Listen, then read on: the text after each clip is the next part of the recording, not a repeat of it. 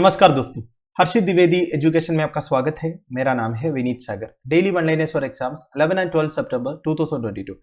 Important one liners कौन कौन सा है चेक करते हैं। सबसे पहला, Punjab expands its green cover.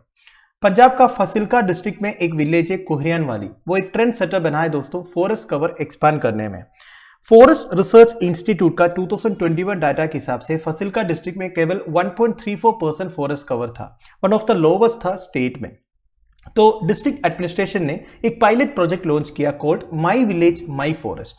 Idea यह था, कोहरियान वाली विलेज में 1 एकड़ प्लॉट को सेलेक्ट किया जो अनयूज्ड लैंड था, उधर फॉरेस्ट उन्होंने डेवलप किया by applying the so called Miyawaki method. Miyawaki method is very important, इससे पहले भी हम मियावाकी मेथड के बारे में डिस्कस किया है।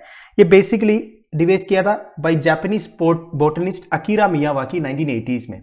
It is a technique to create micro forest over small plots of land. तो देखिए, छोटे छोटे प्लॉट्स ऑफ लैंड होते हैं ना दोस्तों, उधर माइक्रो फॉरेस्ट क्रिएट करने का एक टेक्निक है मियावाकी। तो इसमें क्या है ना, स्मॉल प्लॉट ऑफ लैंड में वाइड वैरायटी ऑफ प्लांट्स को इम्प्लांट किया जाएगा और उस पर क्वालिटी ऑफ सोइल को एनहांस किया जाएगा बायोमास अप्लाई करके। इससे क्या होगा, उस एरिया का जो सोइल होगा उसका water retention capacity, perforation capacity, ये सब इंक्रीज होगा एंड सफिशिएंट न्यूट्रिएंट्स भी ऐड करना होगा। तो शॉर्ट पीरियड ऑफ टाइम में उधर एक माइक्रो फॉरेस्ट डेवलप हो जाता है। आजकल अर्बन एरियाज में छोटे छोटे फॉरेस्ट डेवलप करने के लिए मियावाकी मेथड यूज किया जाता है। अगला है द जेंडर स्नैपशॉट 2022। रिसेंटली ये report title progress on the sustainable development goals the gender snapshot 2022 launch किया है by United Nations Women and the UN Department of Economic and Social Affairs, that is UN देशा।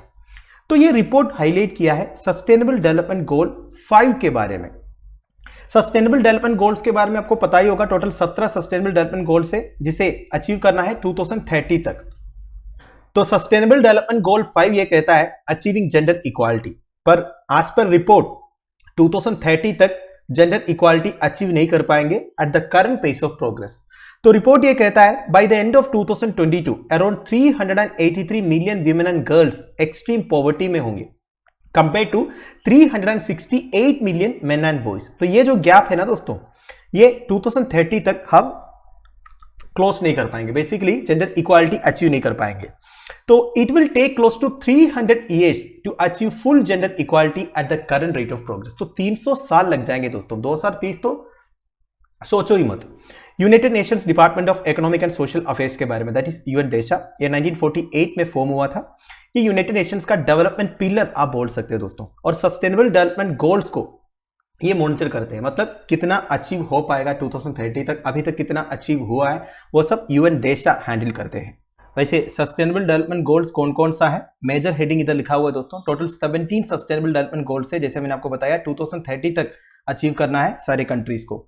1 is no poverty, 2 is zero hunger, 3 is good health and wellbeing, 4 is quality education, 5 is gender equality, 6 is clean water and sanitation, 7 is affordable and clean energy, 8 is decent work and economic growth, 9 is industry, innovation and infrastructure, 10 is reduced inequalities, 11 is sustainable cities and communities, फिर 12 responsible consumption and production, 13 is climate action, 14 is life below water, 15 is life on land, 16 is peace, justice and strong institution, and 17 is partnership for the goals।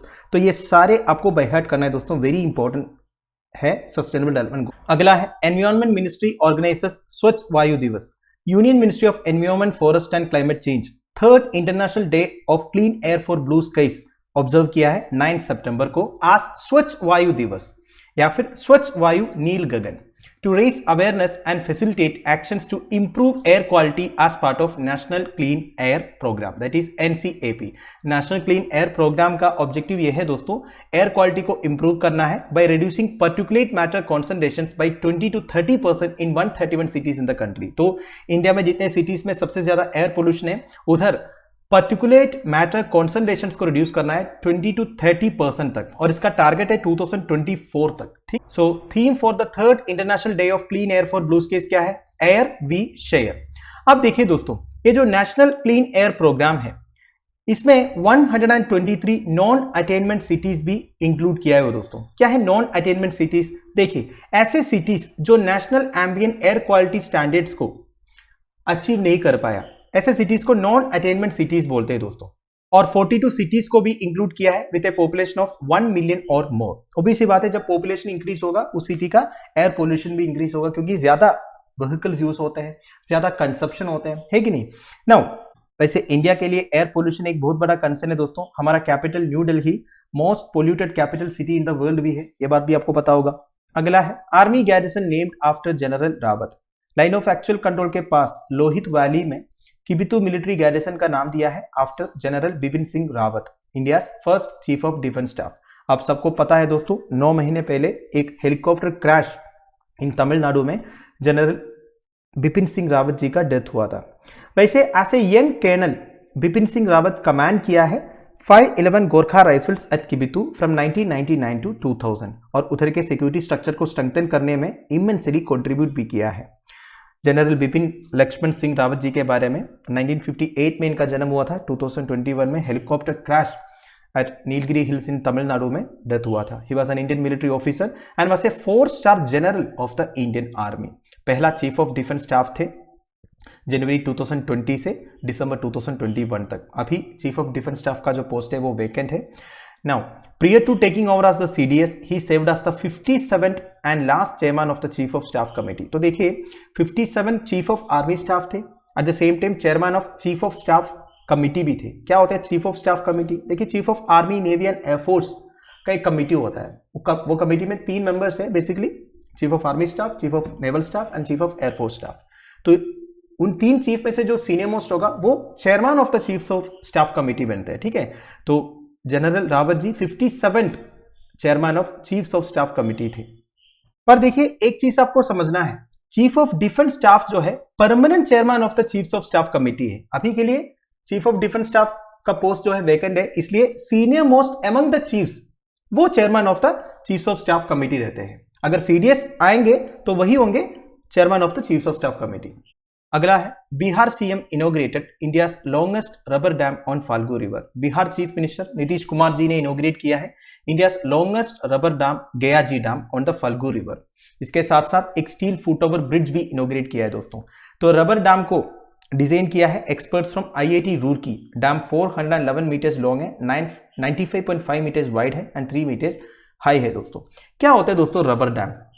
Dam किस लिए construct होता है? पानी रोके रखने के लिए। तो ये जो पर्टिकुलर डैम है ये रबर बॉडी से कंस्ट्रक्ट किया है। अब ये जो रबर बॉडी है इसे इन्फ्लेट करेंगे, पानी से भी इन्फ्लेट कर सकता है, हवा से भी इन्फ्लेट कर सकता है और उसे नीचे एक स्ट्रक्चर में अटैच करेंगे। तो बेसिकली ये जो रबर बॉडी से ये पानी को रोके रखेंगे, ये है रबर डैम, ठीक है। तो इंडिया का लॉन्गेस्ट रबर डैम है दोस्तों ये जो गयाजी डैम है। वैसे फाल्गु रिवर में पानी जो है केवल बारिश के टाइम पर रहता है, मानसून सीजन में रहता है, रिमेनिंग पीरियड में फाल्गु रिवर ड्राई रहता है। अगला है Charles officially named king of Australia New Zealand. Queen Elizabeth का डेथ के बाद उनका elder son king Charles III British monarch बना है। तो अभी इन्हें ऑफिशियली प्रोक्लेम किया है as head of state of both Australia and New Zealand. देखिए आपको पता होगा दुनिया में टोटल 14 कंट्रीज है अदर देन यूनाइटेड किंगडम जो ब्रिटिश मोनार्क को as their head of the state recognise करता है। वैसे केवल सेरेमोनियल पोजीशन है दोस्तों, इनका कोई पावर नहीं होता, बस ceremonial head of the state रहेंगे। वैसे कौन कौन से कंट्री से दोस्तों जो ब्रिटिश मोनार्क को as their head of the state recognise करता है? कनाडा, ऑस्ट्रेलिया, न्यूजीलैंड तो मैंने आपको बता दिया। इसके अलावा Antigua and Barbuda, Bahamas, Belize, Grenada, Jamaica, Papua New Guinea, Saint Kitts and Nevis, Saint Lucia, Saint Vincent and Grenadines, Solomon Islands, Tuvalu etcetera. Maximum तो कैरिबियन कंट्रीज है, कैरिबियन आइलैंड कंट्रीज है, कुछ पैसिफिक ओशन के भी countries है, ठीक है। वैसे आजकल एक ट्रेंड नजर आ रहा है दोस्तों, ये जो सेरेमोनियल पोजीशन को काफी सारे कंट्रीज रिमूव कर रहा है। जैसे कि बारबाडोस लास्ट ईयर रिपब्लिक बन गया था, ceremonial head of the state वाला पोजीशन को रिमूव किया था, ठीक है। ये सारे कंट्रीज एस्टवेल ब्रिटिश कॉलोनीज है। वैसे इंडिया का भी सेरेमोनियल हेड एक टाइम पे ब्रिटिश मोनार्की हुआ करता था, पर 1947 में जैसे हमें इंडिपेंडेंस मिला हमने वो पोजीशन रिमूव किया। और एक है Commonwealth nations. This is a group of 56 member countries, the vast majority of which are former British colonies. देखिए फॉर्मर ब्रिटिश कॉलोनीज का एक ग्रुपिंग है दोस्तों कॉमनवेल्थ नेशंस, ठीक है। इसमें मोस्टली आपको African, Asian, American and Pacific countries देखने को मिलेगा। 3 यूरोपियन नेशंस भी कॉमनवेल्थ नेशंस का पार्ट है, like Cyprus, Malta and of course UK itself. Final news, third stealth frigate of project 17A Taragiri launched. देखिए Taragiri indigenously designed Nilgiri class stealth guided missile frigate है, constructed by Mazagon dock ship builders limited, was launched in Mumbai. देखिए project 17A में third stealth frigate है दोस्तों तारागिरी। तो first कौन सा था? नीलगिरी था, सेकंड था उदयगिरी, अब थर्ड है तारागिरी। नाम ध्यान दीजिएगा। Total value of project 17A is around ₹25,700 crore. ठीक है। Now stealth guided missile frigate मतलब क्या होता है दोस्तों? सबसे पहले फ्रिगेट का मतलब क्या है ये समझना पड़ेगा। वैसे मैंने बहुत बार आपको बताया है, इंडियन नेवी में अलग अलग क्लास ऑफ फाइटर शिप्स है दोस्तों। एयरक्राफ्ट कैरियर्स है, डिस्ट्रॉयर्स है, फ्रिगेट्स है, कॉर्वेट्स है। तो बेसिकली इनके स्ट्रक्चर के हिसाब से, रोल एंड फंक्शंस के हिसाब से इन्हें क्लासिफाई किया हुआ है। बस आप इतना ही समझ लीजिए, फ्रिगेट्स जो है बड़े बड़े एयरक्राफ्ट कैरियर्स को एस्कॉर्ट देते हैं, सपोर्ट करते हैं, एंड खुद इसमें काफी सारे मिसाइल्स, वेपन्स वगैरह इक्विप्ड रहता है। ठीक है। सो स्टेल्थ गाइडेड मिसाइल फ्रिगेट मतलब क्या है? स्टेल्थ मतलब ऐसा इस शिप का स्ट्रक्चर है कि रडार वगैरह जल्दी से डिटेक्ट नहीं कर पाएगा। ठीक है, यह है स्टेल्थ फीचर्स।